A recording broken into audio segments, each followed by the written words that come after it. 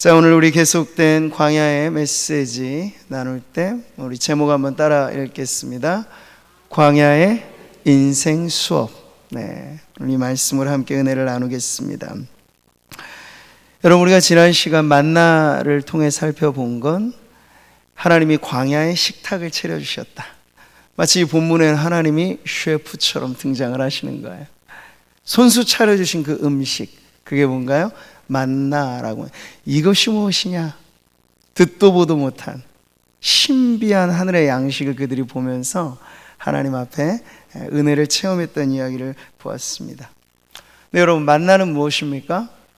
그냥 육신만 배불리는 양식이 아니었죠? 그걸 어디서 할 수 있나요? 만나를 거두는 방법, 만나를 먹는 방법, 이 모든 것이 말씀대로 그렇게 얻어야만 했던 것이 만나의 특징이에요. 그래서 하나님은 절묘하게 만나를 그들이 거두어 먹을 때 하나님의 말씀의 명령대로 먹도록 하심으로써 이 두 가지가 딱 결부가 되게 하신 거예요. 사람은 떡으로만 살지 않고 하나님의 입에서 나오는 모든 말씀으로 사는 존재다. 우리 성도들 안에 이 균형이 너무나 중요한 거예요. 근데 제가 보면 어떤 성도들은 떡이 좀 풍성해요. 떡의 요소가, 재산이 좀 넉넉할 수 있고 가진 것이 좀 많은 성도들이 있을 수 있어요. 근데 안타까운 건 영혼이 굶주려 있어요. 목회자의 안목으로 봐도 영혼이 너무 굶주려 있는 게 보인다면 하나님의 안목은 얼마나 가련한 인생이겠습니까? 하나님을 찾지도 부르지도 예배의 만족도 기쁨도 공동체의 은혜도 모른 채 그냥 교회 생활 길게 이어가는 그 가련한 인생은 떡으로만 배불리는 인생이라고 할 수 있어요. 또 어떤 성도들은요, 영혼에는 풍성한 양식을 거두어요. 근데 사는 동안 이 물질의 궁핍함이 좀 있어요. 근데 저는 만약 비교해 보면 어느 게 행복한 인생입니까? 물론 우리 최상의 행복은 떡도 부족함 없고 영혼의 양식도 모자람 없는 게 우리가 생각하는 가장 이상적인 행복이겠죠. 근데 우리가 모든 것에 충족할 때 하나님을 잘 찾지 않는 그러한 또 하나의 연약함이 있어서 하나님이 어느 하나인가에는 약간 불편한 요소를 남겨주신답니다. 그 이유예요. 다른 건 없어요. 그런데 영혼의 양식은 풍족하지만 이 만나라고 하는 물질의 요소, 이 육의 양식이 좀 부족한 성도들이 내가 하나님께 복을 많이 못 받은 것 아닌가, 그런 생각하실 이유가 없다는 거예요. 그러니까 하나님이 이 두 가지의 조화와 균형을 통해서 사실은 모든 성도들에게 은혜를 주신다는 걸 강조하고 있고, 그래서 우리가 하루하루 살아간다는 거, 오늘도 여러분도 이 한 주간 무사히 잘 사셔서 이 자리에 이렇게 안전하게 오신 거잖아요. 그것 자체가 내가 하나님 은혜로 살고 있구나 하는 증거예요. 여러분의 삶 자체가.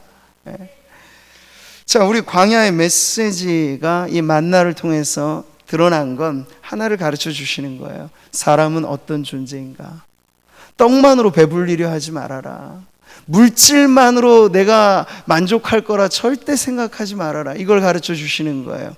자, 오늘 계속해서 이어지는 또 하나의 광야의 축복들이 이어지게 되는데, 마찬가지로 하나님께서는 오늘 광야에 이어지는 이 축복을 통해서 하나님의 백성은 무엇으로 사는가, 인생 수업을 가르쳐 주고 있습니다. 만약 우리가 하나님께 구원받은 백성인데 세상과 변별점이 아무것도 없다면 이거 곤란하잖아요. 세상 사람들도 가진 것 많으면 좋아라 하고, 높은 자리에 올라서 싫어할 사람 없고, 권력 좀 쥐어지면 그거 가지고 세상 다 가진 것 같이 하는 게 다 세상 사람들 특징인데, 아니 성도들도 딱 그 조건 안에만 행복을 논하면 하나님이 출애굽시켜 주신 이유가 없는 거예요. 애굽 사람도 그렇게 살잖아요. 애굽의 왕도 권력 하나에 목숨 걸고 살잖아요. 근데 하나님은 당신의 종 모세는 그러지 말라고 광야에 푹 담궈 두신 거 아니에요? 40년 동안을. 하나님의 백성들도 마찬가지예요. 왜 출애굽시키셔서 기껏 홍해 가르고 건져주신 그 백성을 광야에 40년 동안 또 담궈 두셨는가? 이유가, 분명한 이유가 있다면 세상 사람과 다르게 살아가는 품격 있는 하나님의 백성들의 삶을 가르쳐 주시기 위함이라는 거예요. 이게 바로 하나님의 백성인 저와 여러분 교회가 성도들이 배워야 할 인생의 수업인 줄 믿습니다. 그러니까 뭐 인생을 배우려고 무슨 승려들이 쓴 책 이런 거 봐서 답이 안 나와요. 무슨 처세술 읽어가지고 답이 안 나와요. 하나님의 말씀으로 돌아오십시오. 하나님이 가르쳐 주신 진정한 수업에 우리가 잘 참여하면, 광야에서 낮추신 건 겸손을 배우게 하시려고, 광야에서 우리가 좀 줄이고 연약한 상태에서 진정 하나님의 순종을 배우게 하시려고, 이런 모든 것이 하나님이 우리의 인생을 참다히 살아가게 하는 인생의 수업이었다 하는 것을 우리가 우리의 지나온 생뿐만 아니라 앞으로 살아갈 인생을 통해서도 함께 배우는 그런 은혜가 넘쳐나기를 바랍니다. 이 40년 동안, 우리 4절 한번 같이 한번 읽어보죠. 이 40년 동안에 내 의복이 헤어지지 아니하였고 내 발이 부르트지 아니하였느니라. 이 한 구절이 참 신비로운 말씀이죠. 여러분, 이 말씀을 사실 우리가 인간의 이성으로 이해하기는 어렵습니다. 옷이 헤어지지 않았다, 낡아서 떨어지지 않았다는 이야기예요. 자그마치 40년 동안 장정만 60만, 애 어른아이 다 합치면 200만은 최소 잡을 수 있는, 그러니까 하나님 말씀을 믿지 않고 이성만으로 성경을 파헤치려고 하는 사람들이 이걸 안 믿으려고 해요. 고작 몇천 명 정도 출애굽했을 거고 그 얼마 되지 않은 사람들 뺑뺑이 돌렸다고. 그러니까 이성으로 보면 이런 말씀이 이해가 되겠습니까? 어떻게 옷이 안 떨어져요? 아무리 좋은 천으로 지어도 몇십 년 읽으면 단벌 신사로 어떻게 안 떨어져요? 근데 하나님은 이 말씀 자체를 통해서 광야의 기적을 보여주시는 거예요.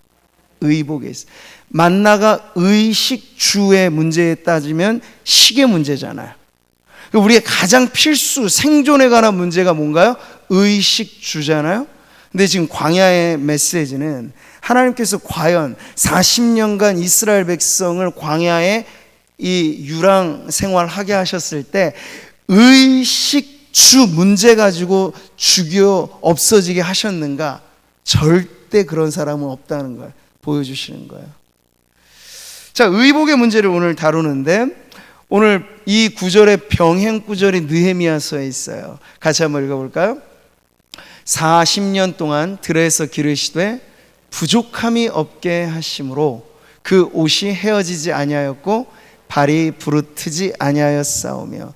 비슷한 병행 구절인데 이 차이가 조금 있다면 뭘까요? 40년 동안 하나님이 그들을 기르셨다고 표현해요. 뺑뺑이 돌렸다고 표현하지 않죠? 니네 한번 고생 좀 해봐라, 괘씸하다, 이런 게 아니잖아요. 기르셨다고요. 함께 동반해서 부모가 자식을 품에 안고 기르듯이, 참된 목자가 양들을 먹이듯이 그렇게 길러내셨다는 표현을 줌으로써, 아, 광야 40년은 그저 이 죄 많은 인생들만 진탕 고생하는 시간이 아니라 하나님이 함께 하사 우리를 먹이시고 입히시고 우리를 길러주신 시간이었다 하는 걸 지금 가르쳐 주는 거예요. 게다가 여러분, 아주 간당간당하게 살게 하셨다라고 얘기 안 하죠? 부족함이 없게 하셨다. 할렐루야.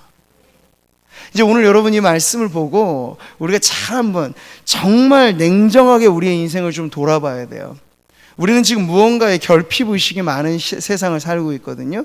근데 그 대부분의 결핍의식이라는 게 하나님이 내게 주신 절대적인 은혜 가지고 얘기하는 게 아니고 자꾸 상대적인 것, 세상적인 기준에 따라서 결핍의식을 갖고 살아가는 이들이 너무 많은 세상을 지금 우리가 경험하고 있는 거예요.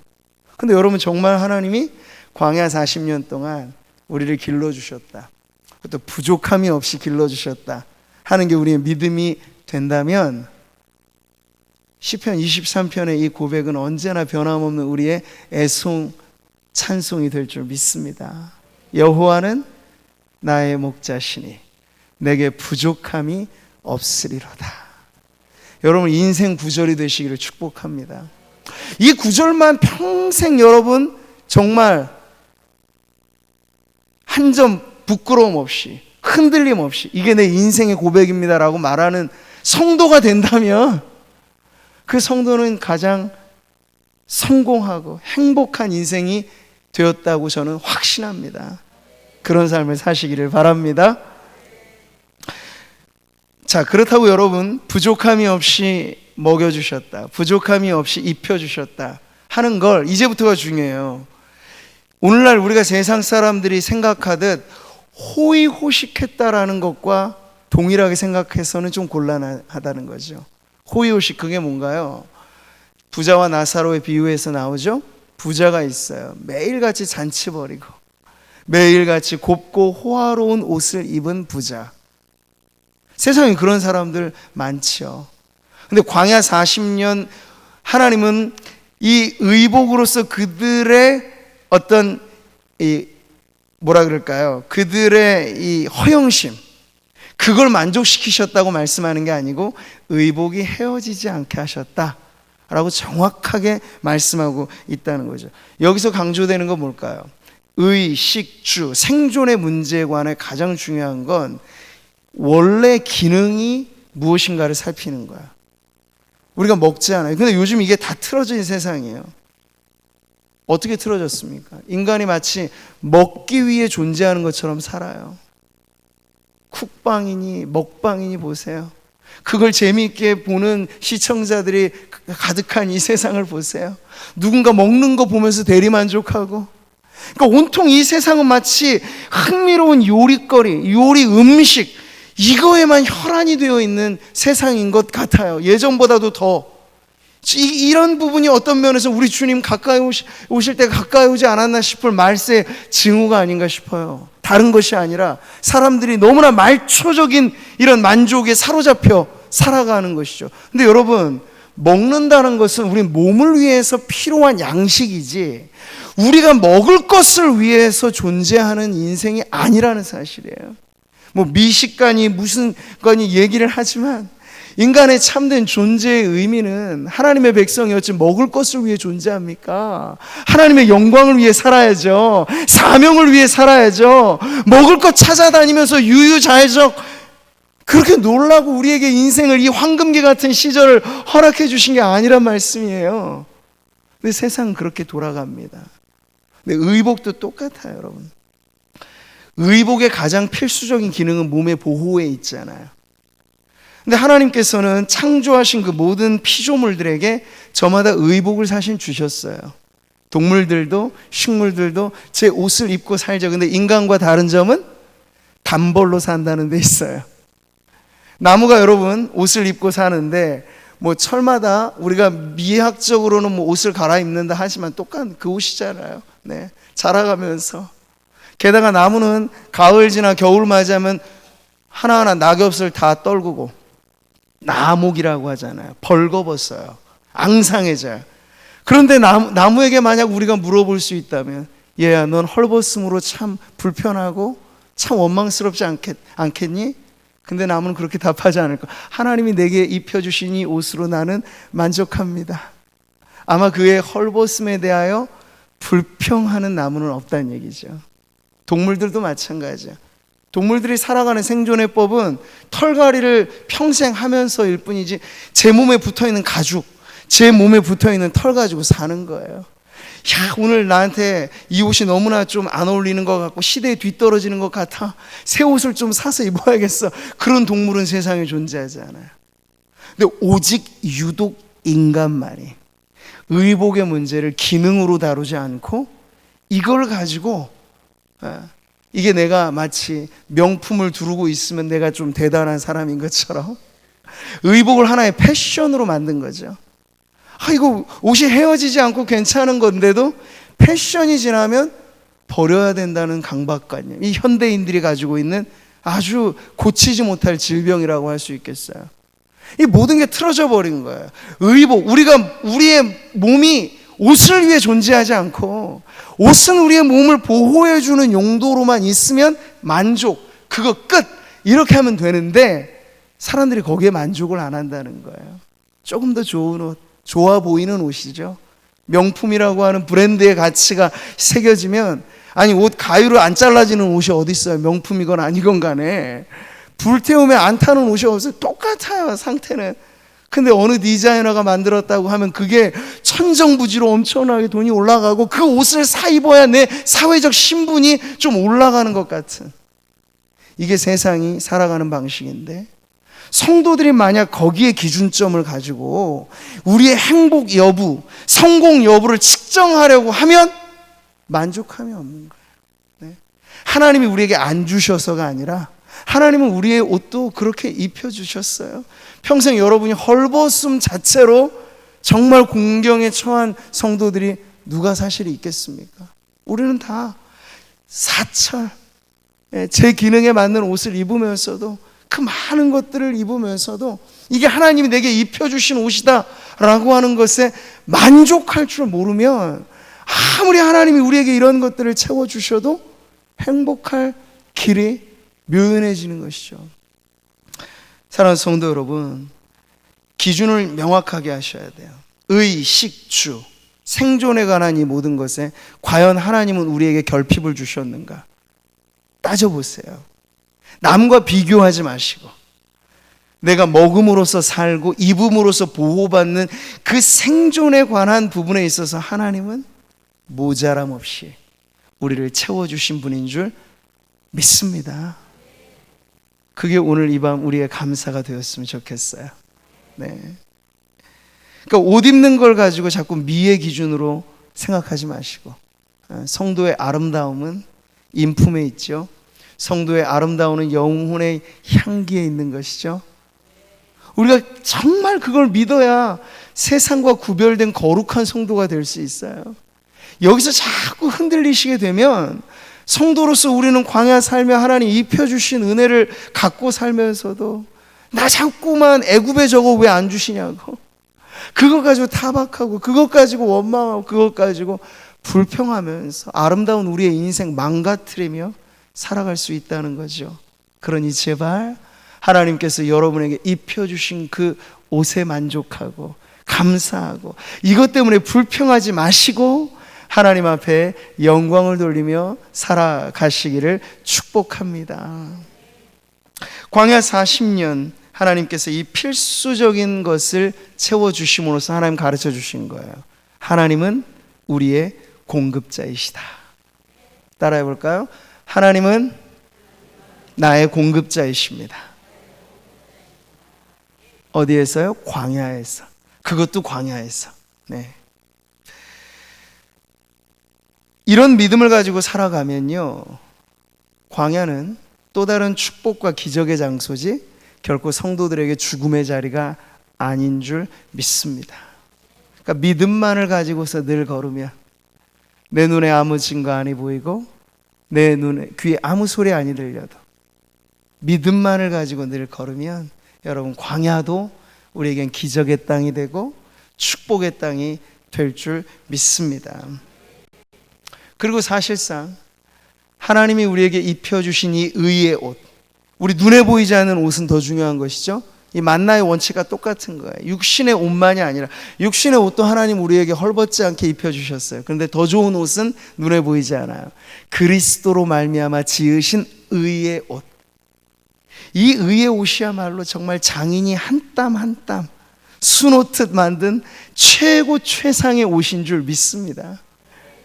뭐 시대마다 유명 패션 디자이너들이 많지만 여러분, 인류 역사를 우리가 살펴보면 최고 최상의 디자이너가 다름 아닌 하나님이신 것을 알 수 있어요.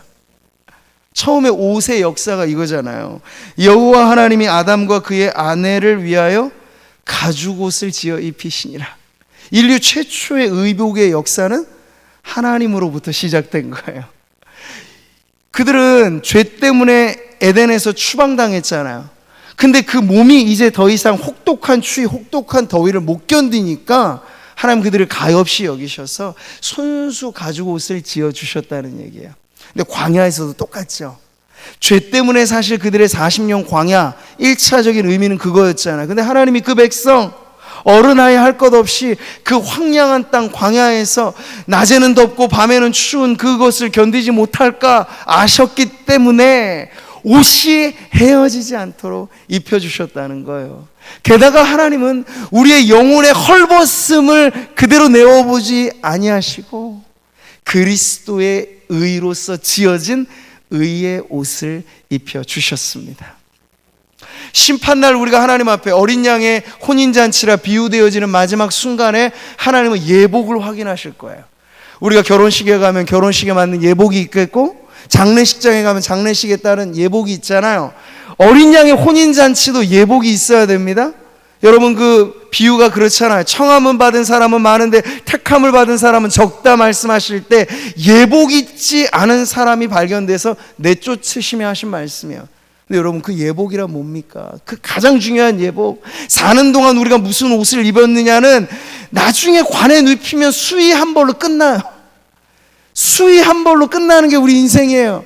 근데 그 다음에가 정말 중요한데, 하나님 앞에 설 때 벌거벗은 인생으로 드러나느냐, 아니면 그리스도 의로 지어진 의의 예복을 입고 하나님 앞에 서느냐, 결국 마지막의 관건은 그것으로 판가름 날 것인데, 여러분, 감사하게도 예수 믿는 우리 성도들에겐 하나님이 그 옷을 지어 입히신 줄 믿습니다. 그 옷의 값어치는 여러분, 그 어떠한 명품과도 비교할 수 없고, 그것이 우리의 영혼을 가장 아름답게 만드는 옷인 걸 여러분 믿으시고, 그 옷을 입음으로 당당하게 살아가시기를 축복합니다. 자, 우리 이어지는 말씀 다시 한번 보시죠. 이 40년 동안 내 의복이 헤어지지 아니하였고, 그 다음 내 발이 부르트지 아니하였느니라. 이 또한 기적이에요. 발이 부르트지 않았다. 근데 여러분, 40년 광야 행진 할 때 발이 성하다, 이게 사실은 가능하지 않은 얘기거든요. 우리가 요즘에 조금 군인들 행군하잖아요. 그 행군만 해도 아무리 군장 가볍게 하고, 저도 이제 행군할 때 500원짜리 물집 생겨가지고, 그만큼 큰 물집이 생겼다는 얘기예요. 얼마나 힘들었는지 몰라요. 말하자면 그리 긴 거리도 아닌데, 조금만 걸어도 우리는 무릎이 성하지 않고 발이 막 트고 이런 거에 우리의 연약한 몸인데, 자그마치 40년 광야 생활할 때 하나님 말씀하셨어요. 내 발이, 여기 내 발이라고 하는 거 이스라엘 전 백성을 말하는 거죠. 발이 부르터서 도중 하차한 사람은 없었다, 이 얘기를 하는 거예요. 이 광야 행군에서 발이 부르터서 낙오한 사람은 한 명도 없었다고 주님 말씀하시는 것, 이 또한 기적이라고 말씀하시는 거죠. 자, 발이 부르트지 않은 것, 우리의 건강상의 문제에 하나님께서는 필수적인 은혜로 우리를 지켜주신다 하는 것을 가르쳐 주는 거예요. 하나님은 광야의 보호자가 되신다, 그걸 지금 가르쳐 주는 거죠. 여러분, 오늘날 사람들은 사실 과하리만큼 건강에 신경을 쓰면서 삽니다. 그것도 어느 정도 절대적인 빈곤에서 헤어나오게 되면 사람들의 관심은 건강에 집중을 하는 거예요. 옛날에야 먹고 사는 것 자체가 고민거리였을 때는 건강 이렇게 염려할 정도로 생각하지도 않았어요. 사는 게 감사했고 사는 게 고마웠을 뿐이죠. 근데 지금은 조금 더 건강해지려고 애를 많이 써요. 근데 그게 지나치게 되면요, 또 다른 병이 되는 거 아시죠? 건강 염려증이 되는 거예요. 이런저런 보조식품들 다 먹고 하루에 먹는 알약만 해도 어마어마하게 많이 먹는데도 마음이 편치 않은 거야. 요거 오메가 이 몇 번만 먹는 게 아니라 요것도 또 먹어야 되지 않나? 비타민에도 종류가 너무 많은데 이것 가지고 다 될까? 햇볕만 제대로 쐬고 살아도 다 공급될 거.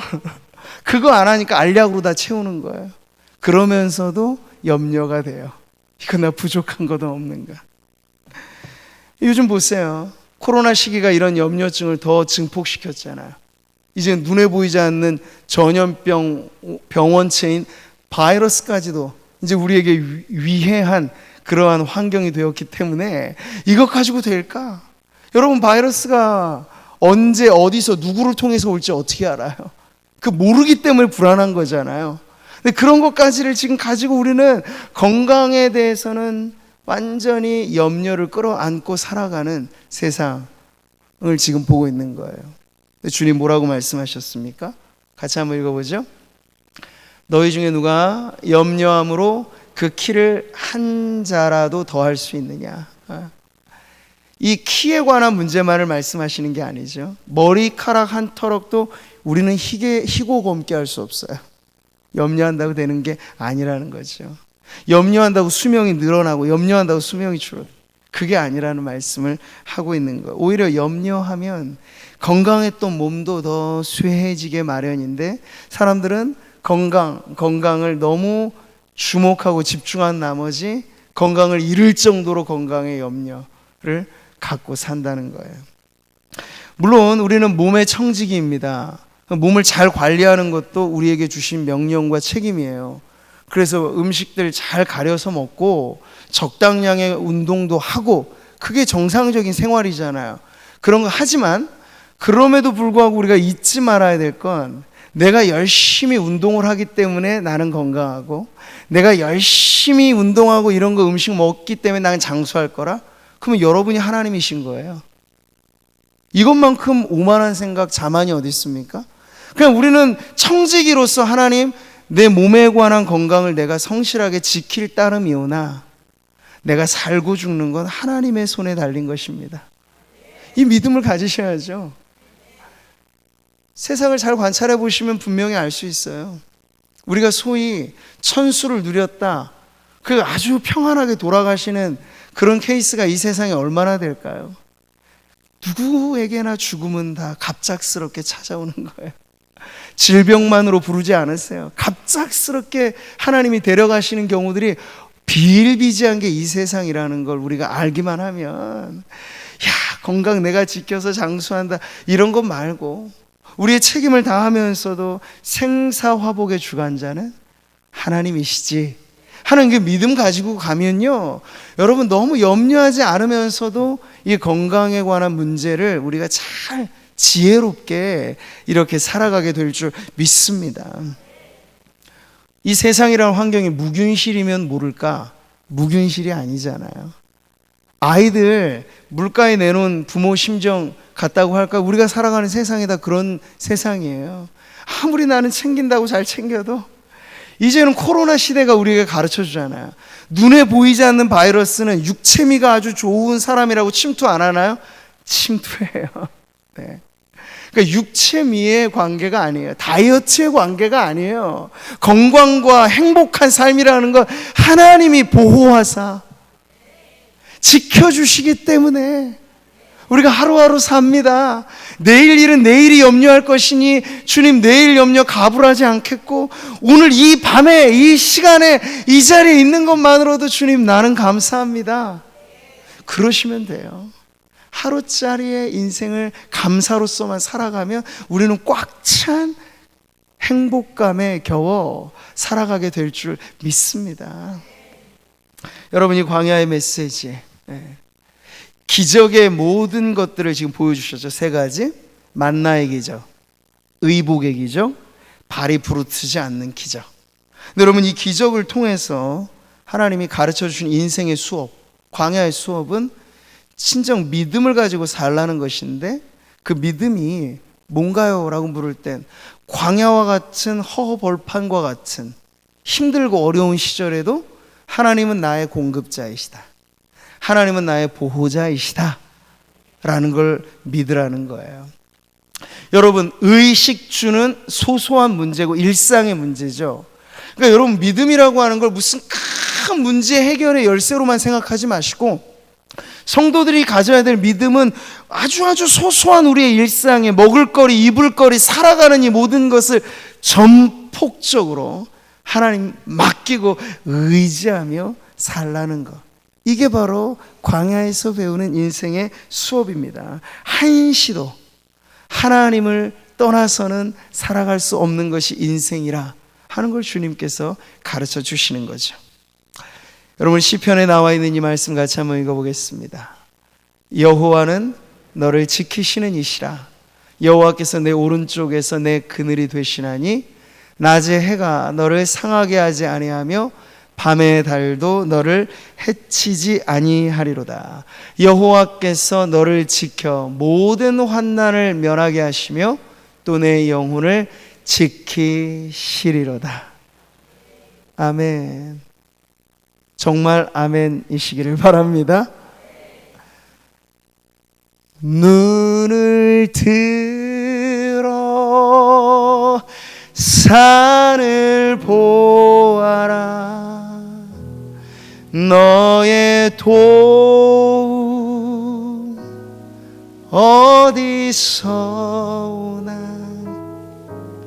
천지 지으신 너를 만드신 여호와께로다.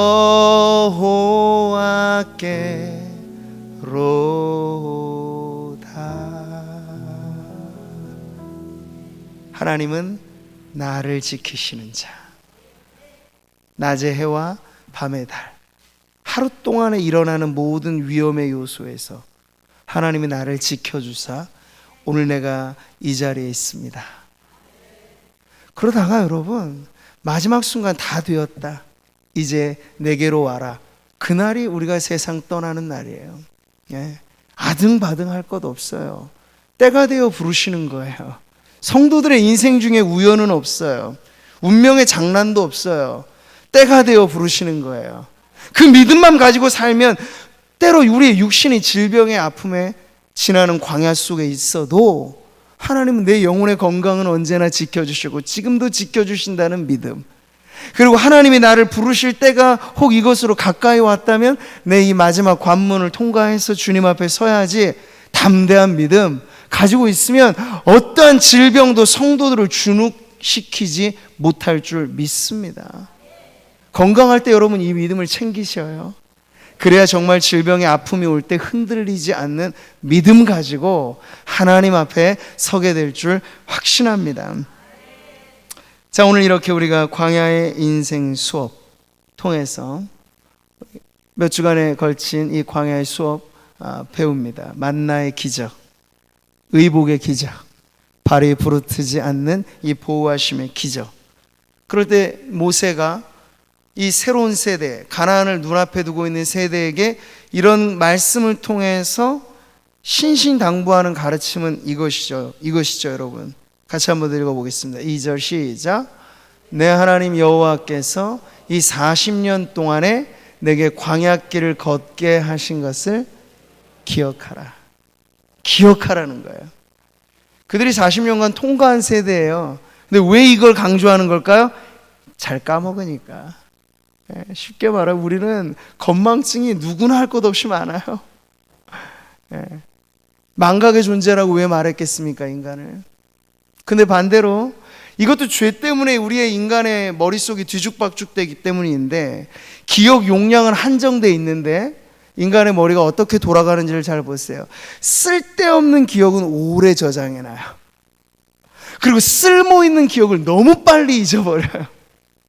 이거예요. 죄가 우리의 인간의 이성을 망가뜨렸다고 하는 건 이미 몇십 년 전의 문제인데 아직도 기억하고 계시는 분들 많죠? 그게 내 상처라고 말하는 분들이 많아요. 그거 다 이미 지난 것인데 우리가 하나님의 은혜의 바다에 던져놓으면 그게 나를 지금 괴롭힐 아무런 문제가 안 되는데 우리가 기억해내고 있는 거예요.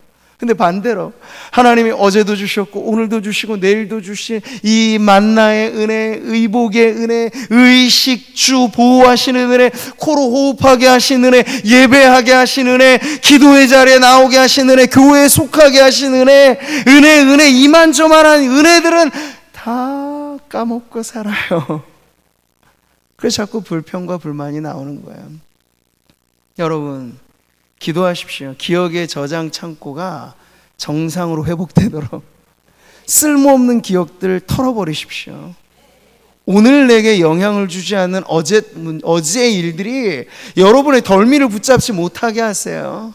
이전 것은 지나갔으니 보라, 내가 새 것이 되었도다.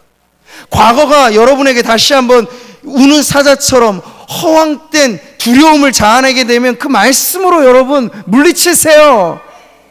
마귀의 유혹은 언제나 우리의 헝클어진 이성을 비집고 들어와서 너 옛날에 이러지 않았니? 옛날에 이러지 않았니? 옛날은 나와 상관이 없다고 선언하세요. 그건 우리 주님의 의, 우리 주님의 보혈에 담궈져 있으니 어제도 나는 용서받은 죄인이 오늘도 나는 용서받은 죄인일 뿐이다 선언하시면 되는 거예요. 거기에 붙들리지 마시고 정말 기억해야 할 것, 광야의 수업을 잘 받으셨다면 매일의 만나, 매일의 이 은혜에 대하여 하나님 감사합니다. 받은 은혜 생각하니 감사합니다. 주신 복을 헤아려 보니 감사합니다. 평생 그 은혜, 그 복 헤아려 볼 때 우리 남은 인생이 짧을 것입니다. 그만큼 우리가 지금까지 살아오는 날 동안에 분초를 다투어 주신 하나님의 은혜가, 호흡기 한번 달아보면 우리가 이 호흡마저도 은혜인 걸 알게 되잖아요. 근데 우리는 아무런 대가 없이 무상으로 이걸 받았어요. 그럼 분초 단위로 은혜를 받은 거예요. 그걸 여러분이 헤아려 보면 남은 인생이 짧을 것입니다. 그러니 쓸모없는 걱정일랑 버려두시고 쓸모있는 기억만 간직하세요. 은혜에 대한 기억. 광야가 우리에게 고통과 위협의 장소가 아니라 기적의 땅, 생명의 땅, 축복의 땅이 되는 비결은 하나님 앞에 감사하면서 소소한 일상에 묻어나온 하나님의 은혜에 감사하면서 살아감으로 우리 사랑하는 성도님들이 이 은혜 가운데 날마다 우리의 인생 값어치 있게 성도로서의 품격을 가지고 그렇게 살아가시기를 주님의 이름으로 축복합니다.